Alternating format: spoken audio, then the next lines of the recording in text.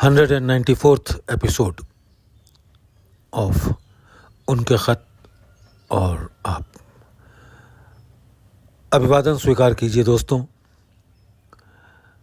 जो ख़त मैं आज पढ़ने जा रहा हूँ ये मैंने कुछ समय पहले रिकॉर्ड करके पोस्ट किया था, लेकिन ये इतना इम्पोर्टेंट, इतना महत्वपूर्ण, इतना प्रोफाउंड लेटर है कि इसको बार बार सुना जाना चाहिए। इसमें इसको सुनकर सिस्टम क्या है, ध्यान कैसे किया जाता है, ध्यान हम सभी करते हैं लेकिन ध्यान किया कैसे जाता है, बहुत सारे फैक्टर्स, सरेंडर क्या होता है, इन सभी पहलुओं पर बाबूजी साहब ने बहुत बारीकी से रोशनी डाली है।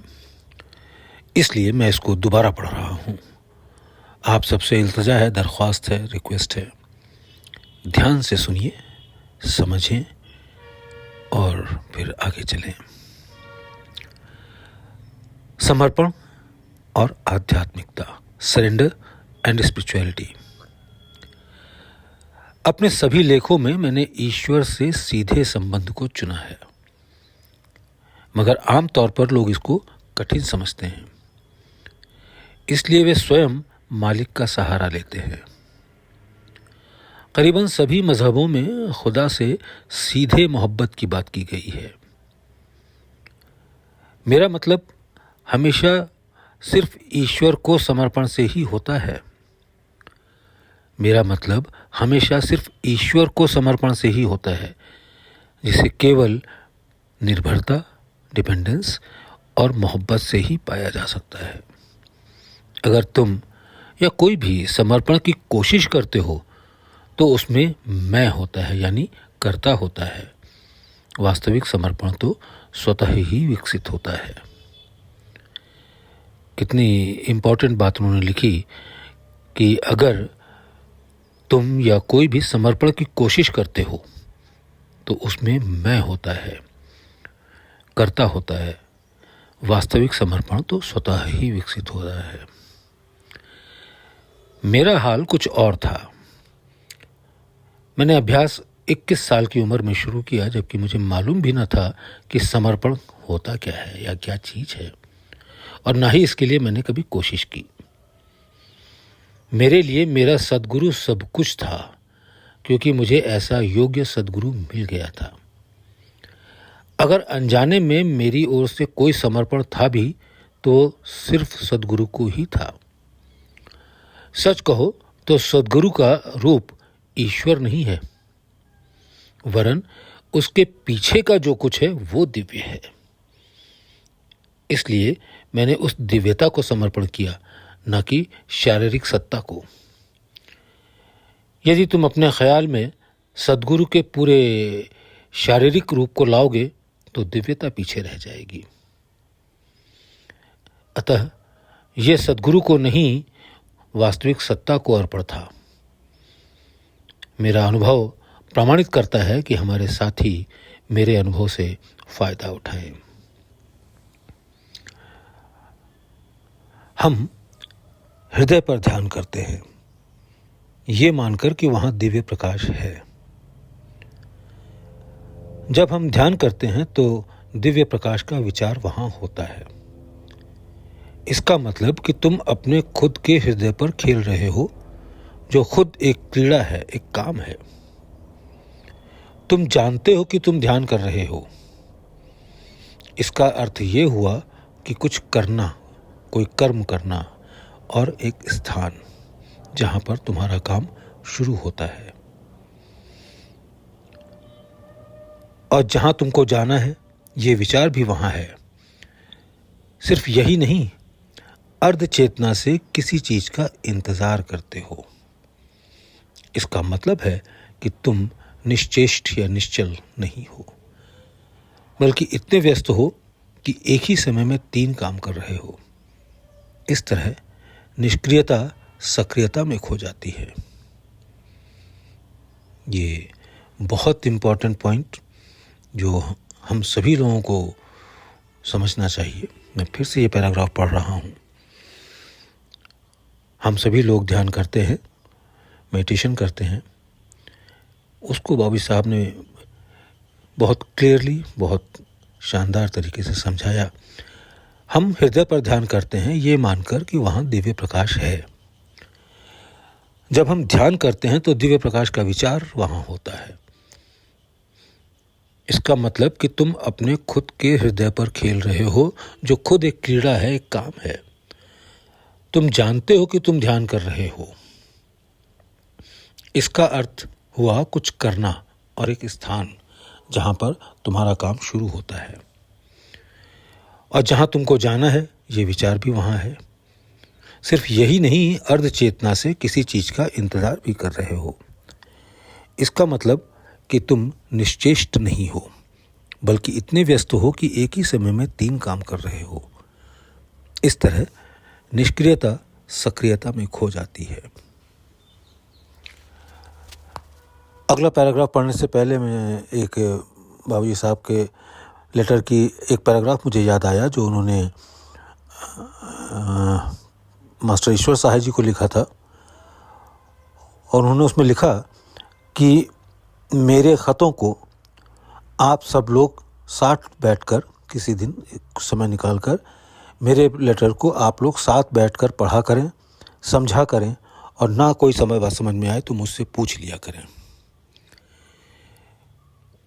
तो हम जब ध्यान कर रहे होते हैं तो ये ध्यान दें कि हम ध्यान कर रहे हैं या एक ही समय में 3 काम कर रहे होते हैं, और इस तरह निष्क्रियता सक्रियता में खो जाती है। हाँ, अब मैं लेटर पढ़ रहा हूँ। हमारा तरीका असलियत में सबसे आसान है। हमारा तरीका असलियत में सबसे आसान है, क्योंकि सरलतम अस्तित्व को पाने के लिए सरलतम तरीका होना ज़रूरी है। वहाँ सत्य है और हमारा हिस्सा बनता है। संदेह के स्थान पर विश्वास होना चाहिए। सभी सांसारिक समस्याओं के लिए मेरी समझ में आध्यात्मिकता सिर्फ इलाज है, जो कि एक अभिवृत्ति को विकसित करने में सहायता करता है। इसका स्वाभाविक फल आध्यात्मिकता में अत्यंत प्रेमपूर्ण और व्यापक होता है।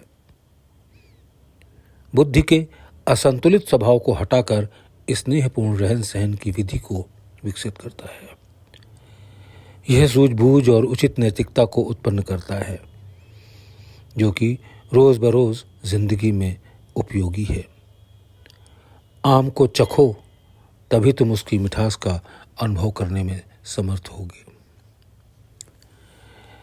दिनचर्या के रूप में आध्यात्मिक मसलों को आध्यात्मिकता से और भौतिक मसलों को भौतिक स्तर पर ही हल करना चाहिए, जब तक आध्यात्मिकता की उस अवस्था का ना हो जाए जहां भौतिक और आध्यात्मिक दोनों पक्ष संतुलित हो जाए।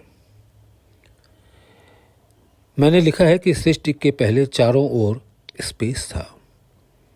तुमने अपने पत्र में कहा कि मैंने इस प्रसंग में अपने मत का ये लिखकर विरोध किया कि ईश्वर सर्वशक्तिमान है।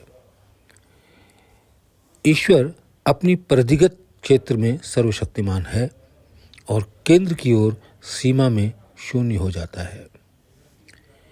ईश्वर से संबंधित सर्वशक्तिमान, सर्वव्यापी, सर्वज्ञ के गुण मात्र अदृश्य गुणों को सुशोभित करने के लिए हैं, जिससे कि हम गुण के पदार्थ की ओर बढ़ सकें, तत्व की ओर बढ़ सकें। लेकिन निरपेक्ष सभी गुणों से मुक्त है, जो कि शून्य है, जिसके लिए हम जिज्ञासा करते हैं।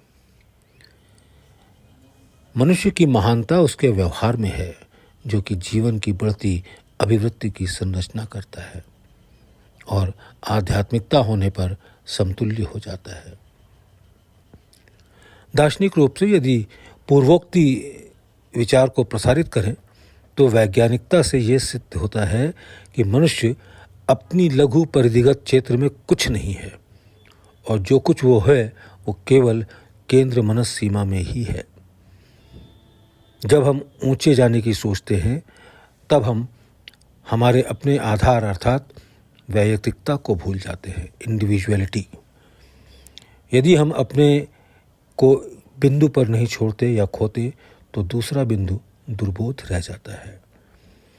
यदि इंडिविजुअलिटी का विचार नहीं छूटता तो वहाँ हम पूर्ण विकसित नहीं हो पाते, जहाँ हैं वहीं रह जाते हैं।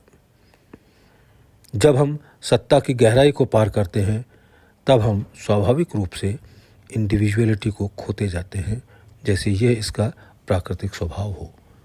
और यही हमारी प्रक्रिया का फल है, यही हमारे अभ्यास का परिणाम है। खोइए और तब पाइए, यहाँ खोना ही पाना है। जब हमें वहाँ प्रवेश मिलता है जहाँ शून्यता है और वहाँ कायम हो जाते हैं, तब इंडिविजुअलिटी हमेशा के लिए अलविदा हो जाती है। मनस एक समय में एक को ही सोच सकता है। यदि तुम इंडिविजुअलिटी के साथ हो तो तुम आगे नहीं बढ़ सकते हो। वास्तव में सत्ता की सही अवस्था पर पहुंचने के लिए इंडिविजुअलिटी की पकड़ ढीली करनी होती है। पूर्ण प्रलय के समय हर आत्मा स्रोत पर पहुंच जाती है, लेकिन क्योंकि इसी जन्म में हम उस अवस्था में प्रवेश करना चाहते हैं, इसलिए उस अवधि को बचाने के लिए स्रोत पर पहुंचने के लिए काम शुरू कर देते हैं। यदि हम अपना विकास चाहते हैं तो हम पर लाजिम हो जाता है, ज़रूरी हो जाता है कि ध्येय को सबसे उच्च कोटि का बनाएं, जिससे हमारी लघुता फैलकर गरिमा हो जाए। यह वास्तव में ध्येयों का ध्येय है, और यहाँ तक कि ध्येय के बाद ध्येय स्वतः लोप हो जाए। हर एक आत्मा का स्वयं अपना स्वरूप होता है, और आत्मा जब तक मुक्त न हो पुनर्जन्म जारी रखती है। लगभग सभी मनुष्यों में जागृत अवस्था में सोने की बीमारी सामान्य है। मान लो नई आत्माएं आ रही हैं। शरीर में आने के बाद सही और गलत सोचने का विकास होता है। इस तरह गलत विचार और भाव आत्माओं की अधोगति करते हैं, और इसलिए सफाई की आवश्यकता होती है, क्लीनिंग की आवश्यकता होती है। क्योंकि हमने खुद को स्वयं अपने ही विचारों द्वारा पतित बनाया है, इसलिए सफाई लाजमी है, अनिवार्य है। व्याख्या करने के लिए तुमने मुझको विचारों को दिया, इसके लिए एक बार फिर से शुक्रिया अदा करना चाहता हूँ। जबकि ऐसे लोग भी हैं जो इससे पहले कि मैं उनकी सेवा करूँ मुझे छोड़ देते हैं। आप सभी का बहुत बहुत धन्यवाद।